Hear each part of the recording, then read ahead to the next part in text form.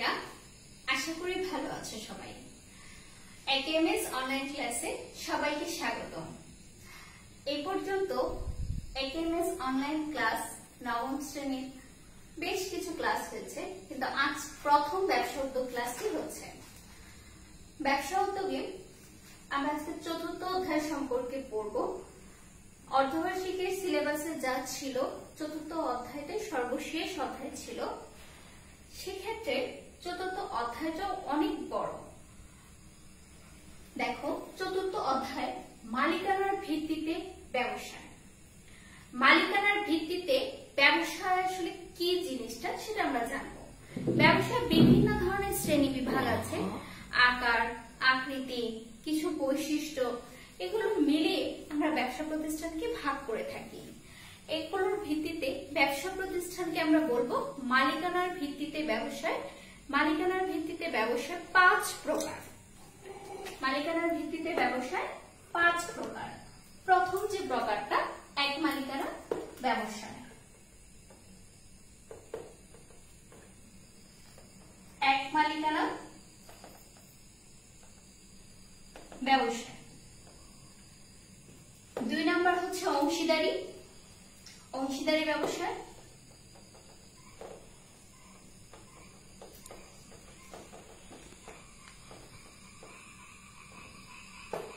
3 যৌথ মূলধনী ব্যবসায়।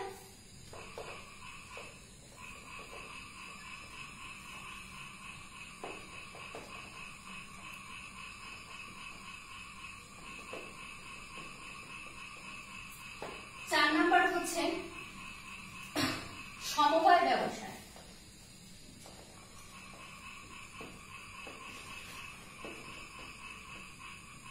আর 5 রাষ্ট্রীয় ব্যবসা।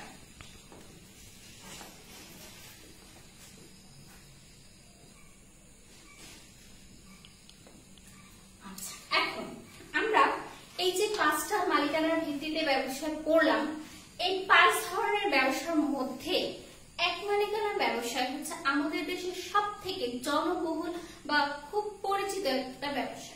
আমাদের দেশের মানুষ, বেশিরভাগ মানুষ এই এক মালিকানা ব্যবসাটাকে পছন্দ করে বা করে থাকে। তোমাদের আশেপাশে একটু খেয়াল করে দেখলে দেখবে যে এক মালিকানা ধরনের ব্যবসাটার পরিমাণে বেশি। তো আজকে আমরা এক মালিকানা ব্যবসা সম্পর্কে জানবো। তো এক মালিকানা ব্যবসার ক্ষেত্রে আমরা যে জিনিসগুলো আগে জানবো সেটা হচ্ছে এক মালিকানা ব্যবসাটা কি, কিরকম, এটার ধরন কি, এটা কেন করা হয়ে থাকে। দেখুন, যখন একজন ব্যক্তি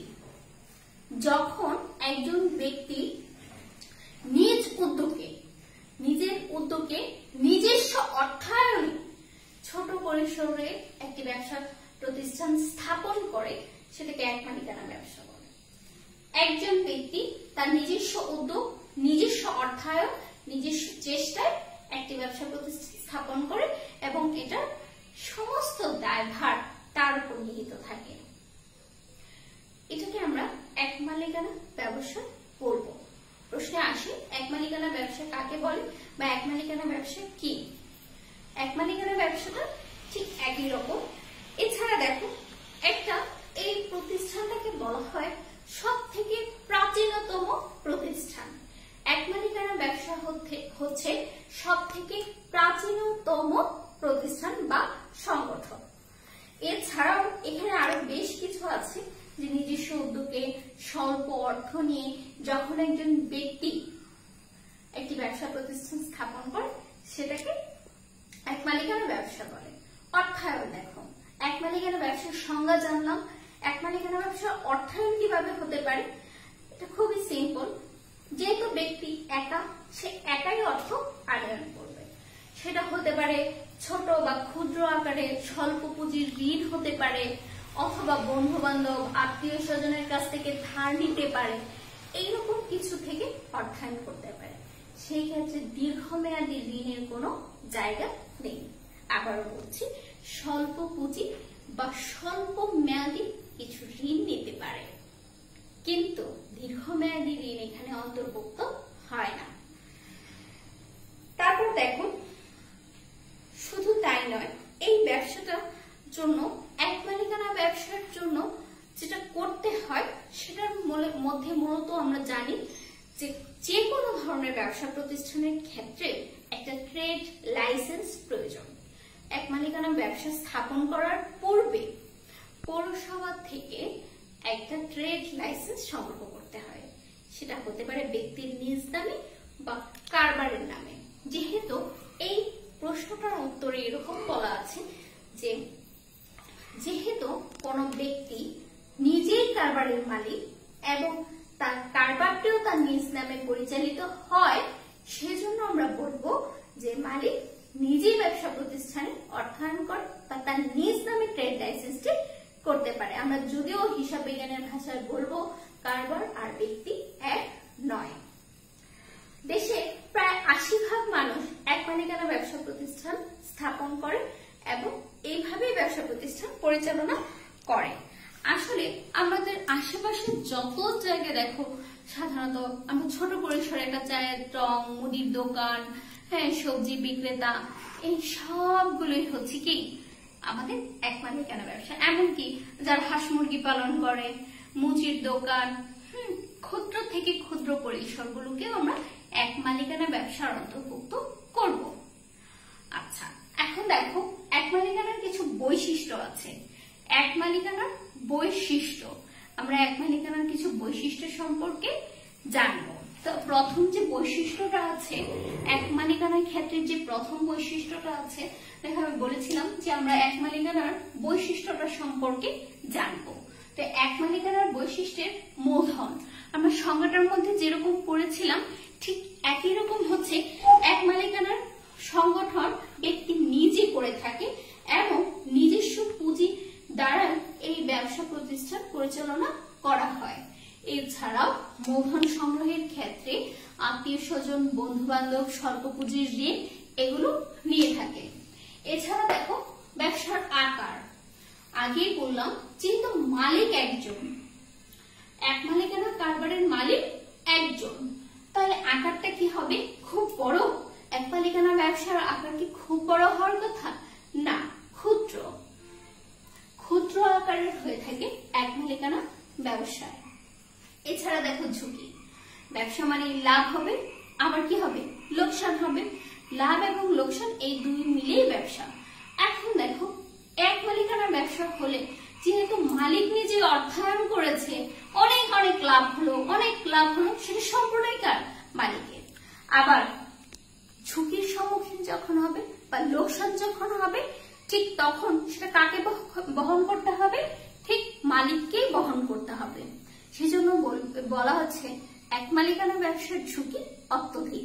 কারণ হচ্ছে এক মালিকানা ব্যবসার লাভ হলেও মালিকের, লস হলেও মালিকের, সেজন্য ঝুঁকিও এটার অনেক বেশি।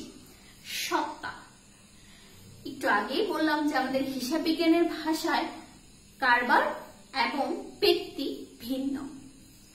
এই ক্ষেত্রে আমরা বলবো এক মালিকানা কারবারের সত্তা এক, কারণ এখানে মালিক এবং কারবার একটাই। ভিন্ন সত্তায় এক মালিকানা ব্যবসা পরিচালিত হয়। আচ্ছা, তারপর দায়, যেহেতু মালিক একা হাতে সবকিছু সামলায়, তাহলে সম্পূর্ণ দায়টা কার? মালিকের। অসীম দায় বহন করতে হয়। লাভ লোকসান বলো, ট্রেড লাইসেন্স বলো, ঝুঁকি বলো, হ্যাঁ পুঁজির সংস্থান বলো, বিজনেসকে বড় করা বলো, বা কোথায় কোথায় কি কি ধরনের পরিকল্পনা প্রণয়ন করা হবে, সেটাও মালিককে নিজে একা বহন করতে হয়। সেই ক্ষেত্রে আমরা বলবো যে এক মালিকানা কারবারের দায় অসীম। এক মালিকানা কারবারের দায় অসীম।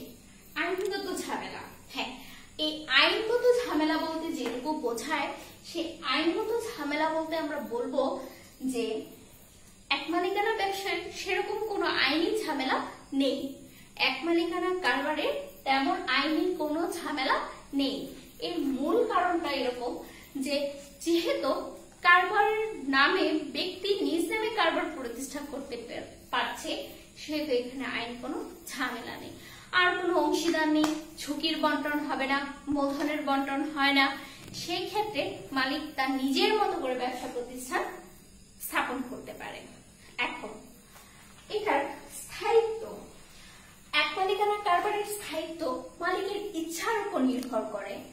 মালিক যদি ইচ্ছা করে আমি ব্যবসা প্রতিষ্ঠানটা বড় করব করতে পারে, এখন চালাতে পারে, ইচ্ছা করলেও সেটা বন্ধ করে দিতে পারে। মালিকের কোনো দায়বদ্ধতা এখানে কাজ করে না, ইচ্ছা শক্তির উপর এক মালিকানা কারবার নির্ভর করে। আচ্ছা, এই ছিল আমাদের এক মালিকানা কারবারের বৈশিষ্ট্য।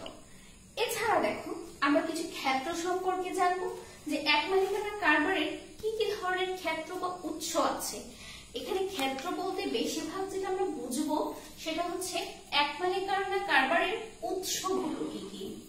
আগে বলেছি আমরা যদি ছোট্ট পরিসরে আলোচনা করি তাহলে উৎস বলতে আমরা একদম ছোট ছোট ক্ষুদ্র ক্ষুদ্র অংশ থেকে জানবো। যেমন চায়ের দোকান, মুদির দোকান, সবজি বিক্রেতা, মুচির দোকান, হাঁস মুরগি পালন করে, এই প্রত্যেকটাই হচ্ছে এক মালিকানা কারবারের উৎস। বইয়ে আছে, তোমাদের বইয়ে কিছু আছে, দেখো অনেকে আছে যাদের হাতে পর্যাপ্ত অর্থ নেই অথচ ব্যবসা শুরু করতে আগ্রহী। আত্মকর্মসংস্থানে উদ্যোগে এমন হাজার হাজার লোকের জন্য এক মালিকানা ব্যবসা সবচেয়ে উপযোগী। যেমন চায়ের দোকান, ছোট খাবারের দোকান, মানে ক্ষুদ্র ও কুটির শিল্প এবং মৃৎশিল্পের ব্যবসায়। আমরা আগেই বলেছি যেখানে বেশি অর্থের প্রয়োজন পড়ে না, এই জাতীয় ব্যবসাকে আমরা এক মালিকানা ব্যবসায় বলবো। সবজির দোকান, পাটের দোকান, এগুলো তুমি এটার মধ্যে মৃৎশিল্পকেও অন্তর্ভুক্ত করা যায়।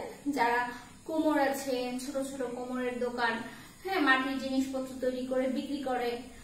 এছাড়া কামারের দোকান, ক্ষুদ্র পরিসরে এই কাজগুলো করে থাকে।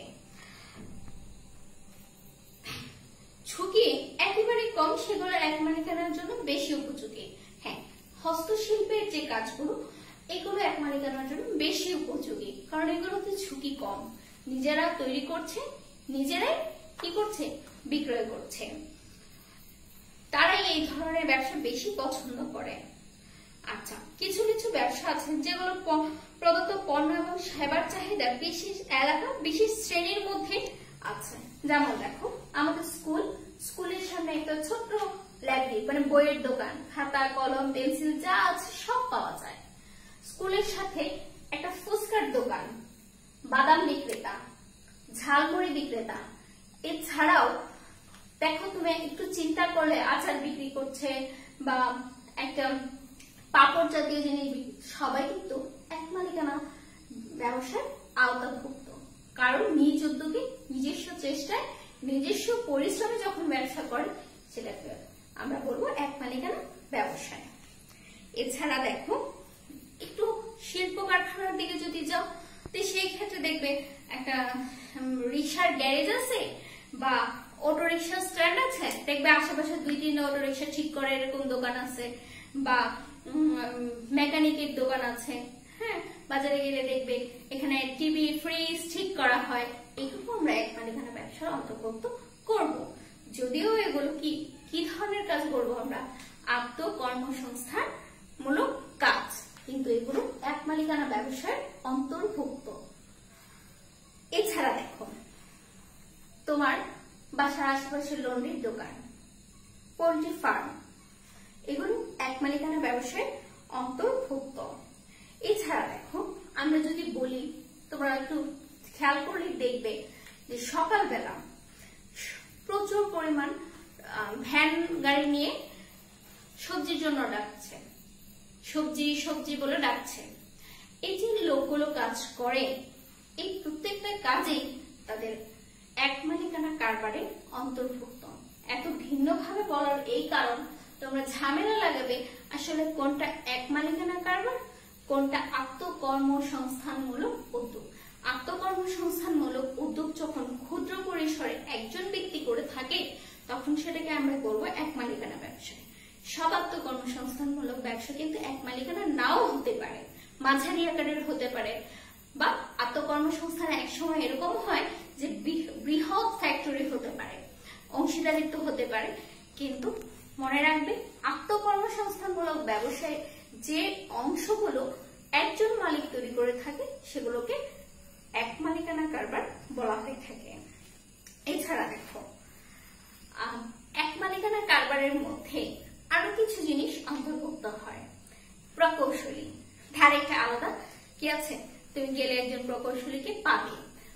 উকিল, চেম্বার আছে, গেলে দেখবে যে উকিলের সেবা পাওয়া যায়। ডাক্তার আলাদা চেম্বার রেখেছে, তার নিজস্ব উদ্যোগে নিজস্ব ব্যয় তিনি রোগী দেখছে। বা উকিলও এরকম কাজ করছে, প্রকৌশলী এরকম কাজ করছে, কিছু সেবা প্রদানের কাজগুলো তারা করে থাকে। এগুলোকেও আমরা বলবো এক মালিকানা কারবারের অন্তর্ভুক্ত। এরপর দেখো আমাদের আশেপাশে আর কি ধরনের ব্যবসা থাকতে পারে। চিত্রশিল্পী, তোমাদের এখন তো কিছু হলে ছবির দরকার পড়ে, হ্যাঁ, ছবির দোকান বা স্টুডিও আমরা যেটাকে বলি। এছাড়া স্বর্ণালঙ্কারের দোকান বা যে ধরনের ব্যবসাগুলো আমরা সচরাচর বাজারে দেখি, যে ছোট একটা খাবারের দোকান, একটা রেস্টুরেন্ট দোকান। রেস্টুরেন্ট হলো অনেক সময় বড় আকার হতে পারে, অংশীদারি হতে পারে, বা একাই একটা দোকান চালায়। এরকম ক্ষেত্রে আমরা বলবো সেটা এক মালিকানা কারবার। এখন দেখো এগুলো তো গেল, এছাড়াও ফার্মার বা কৃষক যদি বলো, ধান চাষ করে, সবজি চাষ করে, আলু চাষ করে, এই ধরনের ব্যবসার ক্ষেত্রে ওরা কিন্তু নিজেরাই উৎপাদন করে, নিজেরাই বিক্রয় করে। এই ক্ষেত্রে কিন্তু লাইসেন্সের কোনো প্রয়োজন হয় না। তবে হ্যাঁ, কৃষি পণ্যের একটা আলাদা জিনিস আছে, যেমন যারা কৃষক তাদের অবশ্যই আমরা যেটা বলবো উপজেলা কৃষি অফিসারের কাছ থেকে প্রদত্ত একটা সার্টিফিকেট প্রয়োজন। কিন্তু আসলে নর্মাল আমাদের দেশে এরকম খুব একটা প্রয়োজন পড়ে না। তারা এমনি কৃষক, সবজি চাষ করে বা ধান চাষ করে, আলু চাষ করে, বাজারে এনে বিক্রি করে। এটাও এক মালিকানা কারবারের অন্তর্ভুক্ত। আচ্ছা, এখন দেখো রাস্তায় দেখবে সকালবেলা পত্রিকা বিক্রি করে, কি বলবে তাকে? এক মালিকানা কারবার না আত্মকর্মসংস্থান? এক মালিকানা কারবারও বলা যায়, আত্মকর্মসংস্থানও বলা যায়, কারণ সে নিজেই এটার জন্য টাকা দিয়ে পেপার কিনে বিক্রি করছে। এই ছিল উপযুক্ত ক্ষেত্রগুলো। আমরা এই সম্পর্কে যা জানলাম, এক মালিকানা কারবারের উপযুক্ত ক্ষেত্রগুলো সম্পর্কে, যে আমরা কি ধরনের ব্যবসাগুলোকে এক মালিকানা কারবারের আওতাভুক্ত করতে পারি। এছাড়াও দেখো যে তুমি যদি বলো যে না, এর সত্ত্বেও এক মালিকানা ব্যবসা উপযুক্ত ক্ষেত্রগুলোর মধ্যে এর জনপ্রিয়তা অনেক আছে। বাংলাদেশে অর্থনৈতিক, সামাজিক, রাজনৈতিক এবং সাংস্কৃতিক তথা বিবেচনায় এক মালিকানা ব্যবসা সবচেয়ে বেশি উপযোগী। দেখবে যে তুমি একটা মসজিদের সামনে যাও, দেখবে টুকটাক কিছু বই, তাছাড়া টুপি, হ্যাঁ, তবজি, মালা, এগুলো বিক্রি করে। একটা মন্দিরের কাছে যাও, দেখবে একটা ছোট দোকান, মোমবাতি, আগরবাতি, এগুলো বিক্রি করছে। এগুলো এক মালিকানা কারবারের অন্তর্ভুক্ত। রাজনৈতিক বলো, ধর্মীয় বলো, সামাজিক বলো, সাংস্কৃতিক বলো, এই সবগুলো ক্ষেত্রেই আমাদের এক মালিকানা ব্যবসা বিরাজমান। এবং আমাদের দেশে সব থেকে প্রাচীনতম ব্যবসা বলা হয় এক মালিকানা কারবারকে। আর আমরা বৈশিষ্ট্যগুলো তো পড়েছি যে এখানে এক মালিকানা কারবারের কি কি ধরনের বৈশিষ্ট্য হয়।